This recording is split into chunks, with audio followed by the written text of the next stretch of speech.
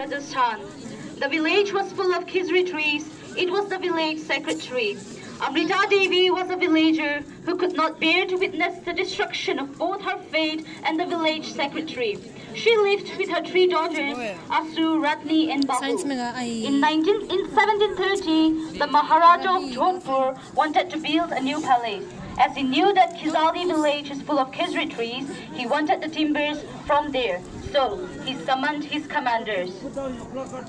My people, go and collect wood from Khizaldi village for the construction of my new palace. Go. Yes, Maharaj.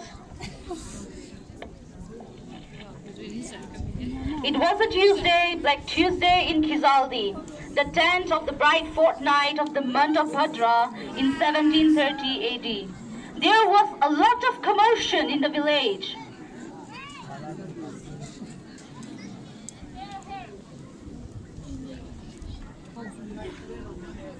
Here, the people of Khizaldi. This is the order from the king that all the khizri trees will be felled for construction of new palace.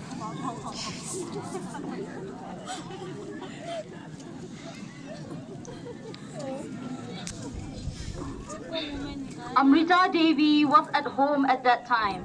She heard all the commotions, but she had no idea what exactly was happening. Just then, her daughters came running to her. Ma, what happened, my dear? Ma, the king's man came to our village with an order from the king. Yes, Mom, they're saying that the king have given orders to let the khizri for constructing his palace. Ma, it is very hot, and if they are cutting down all the trees, where am I gonna play? There won't be any shade anymore. Don't worry, my dear. We shall go and talk to them. I am sure they won't do such things to us. So she went up bravely to the commander. What is the commotion about? We have come with an order from the king to collect wood from this village. Since there is abundance of khizri trees, it is for the construction of the new palace. But these trees are our lives. You cannot cut these trees. This is the order from the king. He can do what he wants. I have given him my promise and it will be fulfilled. But we villagers depend on these trees for our daily livelihood. I won't let you cut even a single tree. If you want us to save the tree, then give us money. I will do no such thing because I am a daughter of Vishnu and this is against my religion. Soldier, what are you watching? Just cut down the trees.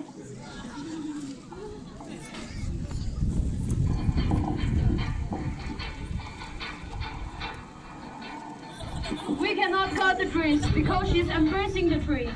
Kill anyone, whoever stops the walk. If a tree is saved at the cost of one's head, it is worth it. Saying these words, she offered her head. The axes which were bought to cut trees severed her head, and her three daughters too willingly gave up their lives. Soon, the news spread like wildfire. There was a lot of commotion. There was intense chaos and uproar. It completely shocked the royal party headed by Girdardas Bandari, the commander. This is enough. We can't kill the people for the sake of the trees. We have to inform the king. They left for Jodhpur with their mission unfulfilled and told the Maharaja about what had happened.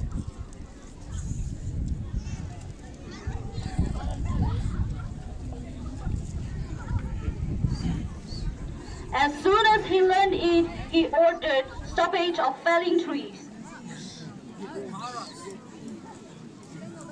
Maharaj, the villagers of Khizaldi are willing to sacrifice their life to save the khizari tree. Many lives has been lost. Stop the work at once. I'm impressed by the bravery. Henceforth, no tree will be cut from Khizaldi village. Anyone who defies the rule will be punished severely.